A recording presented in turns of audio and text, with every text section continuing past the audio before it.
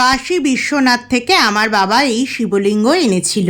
আজ প্রায়ের বয়স হলো 30 বছর। মা, বাবা আর দিদি তিনজনে মিলে বেনারস ঘুরতে গিয়েছিল। আর আমার দুর্ভাগ্য দেখো, তখন আমি এই পৃথিবীতে আসিনি। দীর্ঘ 30 বছর ধরে একভাবে এই শিবলিঙ্গে দুধ, গঙ্গাজল, ঘি দেওয়ার জন্য একটা মোটা আস্তরণ পড়ে গেছে। পাথরের রংটাও দিনের পর দিন জল ঢালার জন্য ফেড হয়ে গেছে। পাথরের পলিশটাও একেবারে নষ্ট হয়ে গেছে।